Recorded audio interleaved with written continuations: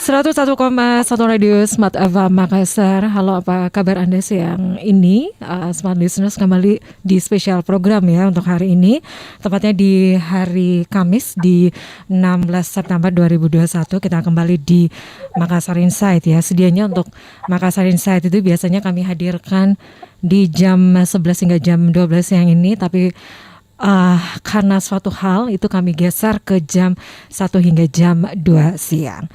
Smart Listener, di tengah situasi pandemi COVID-19 di Indonesia yang sempat memburuk dan di mana angka kematian pasien yang meningkat, kemungkinan jumlah anak yang kehilangan ayah atau ibunya atau bahkan keduanya ini semakin bertambah dan meresahkan ya. Anak-anak yang ditinggal orang tua akibat COVID-19 ini tidak hanya memerlukan dukungan jangka pendek, tetapi juga pendampingan psikososial jangka panjang ya. Nah, Smart Listener, agar dukungan serta pendampingan ini tepat sasaran, tentunya diperlukan data alamat tentang juga kondisi dan kebutuhan anak ya. Nah, Smart Listeners, informasi ini ataupun tema ini sempat menjadi isu nasional ya di harian Kompas beberapa hari lalu, di mana korban ataupun anak-anak yang tiba-tiba menjadi yatim piatu, bahkan menjadi yatim piatu secara mendadak akibat ataupun karena orang tua mereka terpapar COVID-19. Nah, upaya-upaya seperti apa yang dilakukan oleh pemerintah Kota Makassar untuk bisa meringankan beban psikis dari anak-anak yang kehilangan orang tuanya ini? Baik, untuk saat ini kita sudah terhubung bersama dengan beberapa narasumber. Sedianya untuk hari ini, Smart Listeners, Ibu Aci ya, ini bergabung bersama kita di siang hari ini, tapi karena beliau mendapat telepon dari Ibu Wawali yang dimana Ibu Aci ini harus mendampingi Ibu Wawali ya, karena kemarin tuh sempat viral ya, seorang bayi ditemukan di pinggir selokan ya. Nah, untuk itu, Smart Listeners, kita terhubung ya bersama Ibu Aci saat ini. Ibu Aci Sulaiman, SSTP MSI, beliau merupakan PLT Kepala Dinas DPPPA Kota Makassar ya. Kita langsung saja menyapa beliau. Assalamualaikum warahmatullahi wabarakatuh, Ibu Aci. Waalaikumsalam warahmatullahi wabarakatuh. Iya. Gimana kabarnya, Ibu? Alhamdulillah. Iya. Di antara sekian banyak aktivitas ataupun kegiatan saat ini, Ibu, terima kasih sudah bergabung ya bersama kami di Makassar Insight, Ibu. Halo, Ibu Aci. Iya. Baik, sebelum kita berbincang, saya juga menyapa juga ini beberapa narasumber yang sudah hadir juga di studio. Yang pertama saya sapa dulu nih di sini. Tamu pertama saya yang hadir ya, yang on time ya di siang ini, ada Mbak Kartika Cahyaningrum, SPSI MSI. Beliau merupakan seorang psikolog. Assalamualaikum warahmatullahi wabarakatuh. Assalamualaikum warahmatullahi wabarakatuh. Waalaikumsalam warahmatullahi wabarakatuh. Terima kasih sudah hadir juga di studio. Iya, sama-sama. Ya, kemudian di sini ada Bapak Muhammad Irfan Rahman. Beliau merupakan Ketua Satgas COVID-19 Bidang Pendukung BNPB Pusat untuk Penugasan Kota Makassar. Assalamualaikum warahmatullahi wabarakatuh, Pak. Waalaikumsalam warahmatullahi wabarakatuh. Ya. Mbak Irsa. Baik, sebelum kita mulai ya perbincangan siang hari ini ya, saya mohon izin dulu, saya langsung saja ke Ibu Aci ya, yang saat ini sedang berada di lapangan ya. Baik, Ibu Aci, seperti yang diinformasikan ya bahwa untuk saat ini di situasi pandemi COVID-19 di Indonesia yang sempat memburuk dan angka kematian pasien yang meningkat, kemungkinan jumlah anak yang kehilangan ayah atau ibunya itu bahkan keduanya semakin bertambah dan meresahkan. Nah, untuk di Makassar sendiri, Ibu Aci, dari hasil pengamatannya untuk kasus seperti ini itu seperti apa, Ibu? Mungkin bisa memberikan sedikit gambaran, Ibu. Iya. Halo, Ibu. Ya, halo. Iya, silakan, Ibu. Halo, Bu. Mungkin bisa memberikan sedikit gambaran Ibu untuk jumlah anak yang kehilangan ayah atau ibunya, bahkan keduanya yang semakin bertambah, dan tentunya ini butuh bimbingan ataupun pendampingan cepat ya, agar bisa meringankan beban psikis mereka. Untuk di lapangan sendiri hasil pengamatannya seperti apa Ibu? Halo Ibu Aci. Halo Bu. Halo. Sepertinya sambungannya terputus ya. Kita coba lagi ya untuk menghubungi Ibu Aci, Kadis Kepala Dinas DP3A Kota Makassar ya. Dan saya beralih dulu nih ke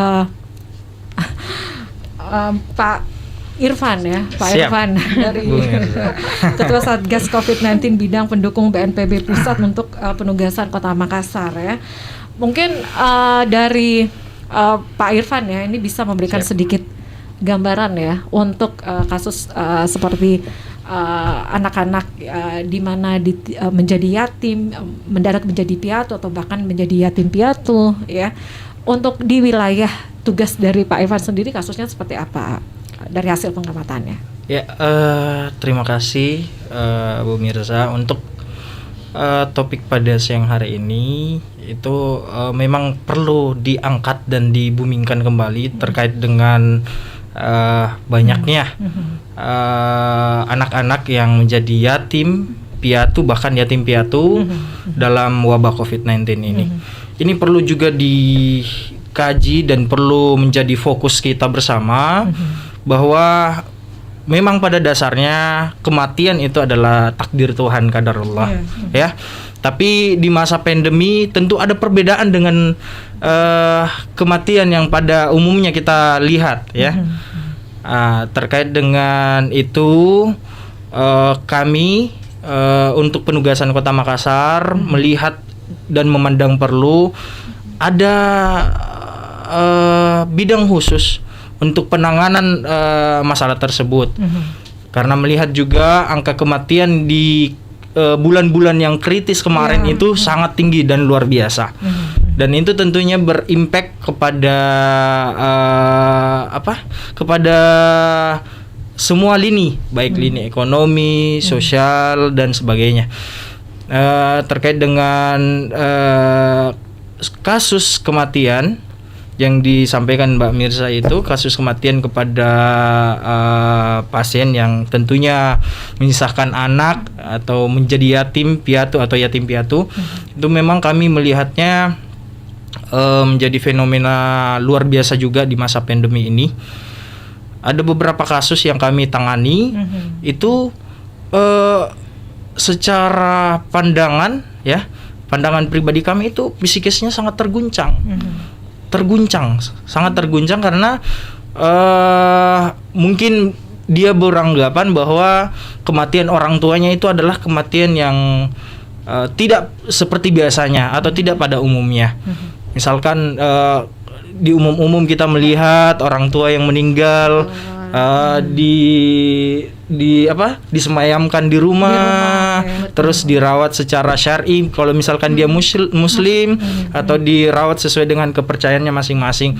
Terus melihat sampai mengantar ke kubur, sampai melihat segala prosesi pemakaman. Nah, di masa pandemi ini tentunya itu kita dibatasi untuk hal demikian.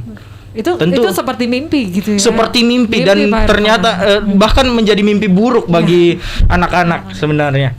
Apalagi melihat berita-berita di TV, mungkin dia sembari membayangkan orang tua saya diperlakukan seperti ini dan nah, ini juga menjadi fokus dan menjadi bahan kami untuk mengedukasi keluarga bahwasanya setiap kematian itu tentunya diperlakukan secara baik, benar dan sesuai dengan anjuran agama masing-masing.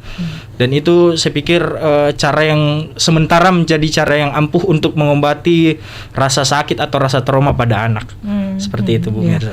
Ini kalau kita mungkin smart listeners juga punya pengalaman pribadi ya, atau bahkan teman ataupun keluarga ya. Saya juga sempat mengalami kemarin ya, mertua saya meninggal karena COVID ya. Ini seperti mimpi ya, pada saat hasil pemeriksaannya menunjukkan bahwa ya positif, kemudian sakit, kemudian dirawat di rumah sakit, kemudian pergi seterusnya begitu ya, tanpa maksudnya meninggal begitu ya. Ini seperti mimpi begitu ya. Pada saat juga seperti diinformasikan oleh Pak Irfan, untuk proses pemakamannya juga itu tidak dihadiri ya. Itu benar-benar itu menjadi duka yang mendalam ya untuk kita begitu. Nah, itu bagaimana juga dengan anak-anak ya, perlu ya, tentu juga merasakan hal yang sama begitu. Nah, jadi memang perlu pendampingan ya, yang sesuai, yang tepat ya, yang tentunya ini bisa meringankan beban psikis dari anak-anak. Nah, kalau dari Pak Irfan sendiri, dari wilayah tugasnya untuk kasus seperti ini ada berapa, apakah cukup banyak atau bagaimana Pak? Untuk kasus demikian itu memang sementara agak sulit untuk mengidentifikasi. Agak sulit mengidentifikasi dikarenakan keterbatasan kita untuk bergerak dalam ruang lingkup pandemi ini, untuk mendata dan sebagainya itu agak sulit, apalagi keribetan berkas-berkas dan sebagainya itu kurang memungkinkan kita untuk mengidentifikasi itu. Tapi ada beberapa yang teridentifikasi itu biasanya dengan cara persyaratan sebelum dimakamkan itu ada istilahnya keluarga harus mengetahui dan diundang untuk datang ke rumah sakit. Untuk biasanya ada perwakilan untuk menyaksikan 1-2 orang, menyaksikan keluarganya sebelum dilakukan pemulasaran. Nah, dari situ biasanya kami melihat, oh ternyata ada anaknya yang masih kecil, oh ternyata ada anaknya yang masih baby, oh ternyata anaknya almarhum ini ada 2, ada 3 orang. Nah, dari situ yang biasa kami dapat identifikasi bahwa si beliau ini masih mempunyai keluarga dan anak-anak yang masih kecil biasanya. Iya, seperti itu. Oke. Saya mohon izin dulu ke Mbak Tika. Mbak Tika, ini miris ya, kalau melihat, apalagi pada saat isu ataupun informasi berita ini sempat menjadi isu nasional ya di harian Kompas ya. Ini miris ya melihatnya, karena dari gambar yang ditampilkan itu melihat anak-anak yang ada bersimpuh ya di kuburan orang tuanya. Tentunya perasaan kita gimana gitu ya. Nah, dari proses ataupun tentunya pendampingan yang sangat diperlukan oleh anak-anak ini untuk bisa meringankan beban psikis mereka. Kalau Mbak Tika sendiri melihatnya bagaimana, Mbak? Baik, kalau saya melihatnya yang dari sisi pendampingannya ya, seperti yang tadi sudah Mbak Mirsa sampaikan bahwa pendampingan itu ada bisa jangka panjang juga jangka pendek. Nah, kalau dari sisi psikologis sendiri, dari jangka pendek itu seperti yang Pak Irfan tadi sudah lakukan, yaitu salah satunya dengan kita melakukan survei, lihat di dalam, dia masuk di dalam namanya psychological first aid, PFA. Mungkin sudah sangat sering Pak Irfan juga sangat sering dengar itu PFA, istilah itu. Nah, salah satunya yang pertama itu adalah look. Look itu adalah ketika kita perlu melihat datanya seperti apa, anak-anak itu butuhnya apa, usia berapa sih yang ditinggalkan oleh kedua orang tuanya, ataukah dia yatimkah, piatukah, kemudian support sosialnya dari keluarga seperti apa. Kemudian setelah look, kita melihat lagi, listen, kita mendengarkan apa sih yang dirasakan anak-anak itu, bagaimana perasaan mereka, seperti yang sudah dijelaskan tadi oleh Pak Irfan juga, bahwa mereka juga mengalami trauma dan lain sebagainya. Dan kemudian setelah itu adalah yang terakhir, link. Kita mencoba mencarikan, istilahnya kalau saya baca-baca juga di banyak artikel juga dibilang bahwa harus disiapkan misalnya untuk biaya pendidikannya, disiapkan juga untuk siapa yang akan menjadi orang tua sambung dari anak-anak ini, itu perlu disiapkan. Itu untuk bagian jangka pendek, dan itu semua orang bisa. Betul. Ya. Dan saya rasa di relawan bencana COVID ini sendiri sudah ada gitu. Saya pun sempat terlibat di dalamnya gitu ya. Saya pernah menjadi relawan untuk bagian konseling, diajak kerjasama dengan pihak dari penanganan COVID sendiri gitu. Kemudian untuk jangka panjangnya sendiri kita perlu melihat, karena untuk kedukaan atau grief sendiri di dalam psikologi itu tahapannya sendiri ada 5 tahapan. Yang pertama itu adalah tahapan awal adalah denial. Orang-orang atau anak-anak rata-rata akan menyangkal. Ya, menyangkal bahwa saya kehilangan orang tua loh. Oh tidak, saya tidak kehilangan, ibuku masih ada, bapakku masih ada. Penyangkalan itu pasti hal pertama yang akan mereka lakukan. Apalagi ketika para relawan Satgas Covid ini menyampaikan orang tuanya sudah tidak ada dan lain sebagainya. Pasti yang paling pertama akan mereka lakukan adalah penyangkalan. Setelah penyangkalan, mereka akan menunjukkan rasa amarah, anger. Mereka akan marah terhadap relawan, kenapa bisa orang tua saya seperti ini. Kemudian mungkin menyalahkan juga fasilitas lah, menyalahkan diri sendiri juga, menyalahkan keluarga, banyak. Intinya adalah kemarahan. Kemudian setelah itu tahapan yang ketiga adalah bargaining. Bargaining itu adalah istilahnya pengandaian, kayak misalnya seandainya saya tidak begini, seandainya saya pakai masker misalnya, seandainya saya menaati peraturan protokol kesehatan, seandainya saya begini, seandainya saya masih bisa sama mamaku, seandainya, penuh dengan kata pengandaian. Kemudian yang keempat itu adalah ketika tahapannya sudah tahapan di depresi, termasuk di dalamnya trauma itu tadi. Jadi sudah betul-betul yang mereka lebih memilih untuk dari sosial menarik diri, lebih memilih di dalam kamar sendiri. Kalau anak-anak ekspresinya paling diam, atau memilih tidak ingin ketemu siapapun. Itu tahapan yang keempat adalah itu. Yang kemudian tahapan yang terakhir adalah penerimaan. Nah, di dalam fase penerimaan itulah mereka sudah resilient, sudah bisa lebih bisa menerima bahwa oh iya orang tua saya tidak ada, apa next step yang harus saya lakukan apa. Tapi memang tahapannya harus ada 5 tahapan itu. Jadi memang penanganan jangka panjang itu memang juga dibutuhkan. Seperti itu. Bukan hanya penanganan jangka pendek. Nah, biasanya untuk penanganan jangka panjang itu makanya kerjasama antar stakeholder itu sangat diperlukan gitu. Dari relawan, dari pemerintah, dari psikolog mungkin, dari psikiater mungkin kalau ada yang dibutuhkan seperti itu sangat diperlukan seperti itu. Ya, jadi perlu kerjasama semua pihak. Betul. Oke, Mbak Tika tadi dari beberapa tahapan itu yang pertama itu. Yang kedua ya, itu adanya rasa amarah. Tahapan penyesalan tadi ya, karena saya mempunyai pengalaman juga, itu memang ya, itu ada rasa penyesalan ya, kenapa saya harus membawanya begini, seandainya saya merawatnya begini, mungkin tidak terjadi hal-hal yang demikian begitu. Itu bagaimana prosesnya ya? Itu untuk orang dewasa, tapi untuk anak-anak sendiri bagaimana untuk bisa menghilangkan itu penyesalan itu. Jadi memang itu kembali lagi kita memang harus mempertimbangkan juga usia dari setiap anak, karena usia perkembangan itu juga sangat menentukan.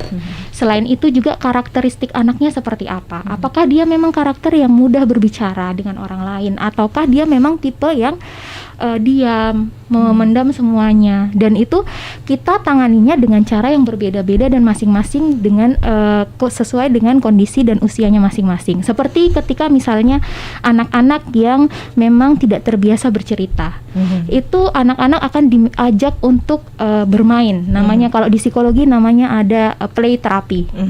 Terapinya adalah dengan cara bermain.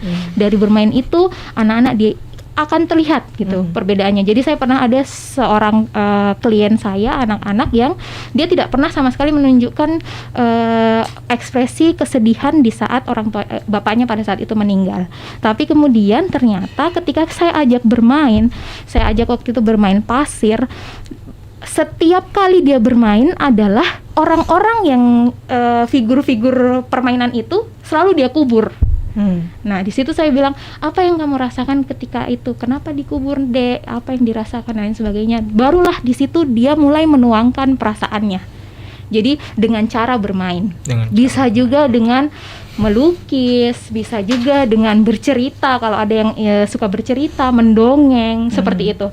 banyak hal yang bisa dilakukan untuk merilis penyesalan, apa yang dipikirkan anak-anak, tapi kita memang harus tahu usia perkembangannya seperti apa, karakteristik anaknya seperti apa, gitu. Kemudian juga bisa juga selain terapi individual itu kan individual, kita juga bisa memberikan terapi kelompok seperti itu. Jadi kayak anak-anak dengan usia yang sama digabungkan, kemudian diajakin bercerita.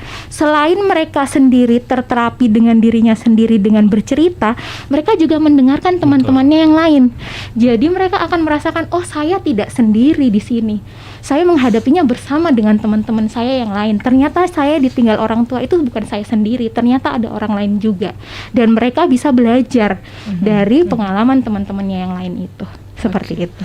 Jadi untuk penanganannya jangka pendek kemudian jangka panjang ya. Betul. Kita masih lanjut lagi sebentar ya. Ini pembahasannya sekali lagi ya, Smart Listeners, mungkin Anda juga mempunyai pengalaman sendiri ya mengenai beban psikis yang memang harus Anda tanggung begitu ya, karena ya mungkin dari teman ataupun keluarga ya yang orang tuanya meninggal. Betul. Kemudian meninggalkan anak-anak yang masih berusia remaja begitu ya, otomatis semua beban itu tiba-tiba langsung menjadi tanggungan anak-anak begitu ya. Baik, kita break dulu ya untuk sesaat, dan tentunya upaya-upaya seperti apa sih yang dilakukan oleh pemerintah Kota Makassar ya untuk bisa meringankan beban psikis dari anak-anak yang orang tuanya meninggal karena terpapar COVID-19. Kita akan break dulu untuk sesaat, dan Smart Listeners, Anda jangan kemana-mana, kami akan kembali sesaat lagi.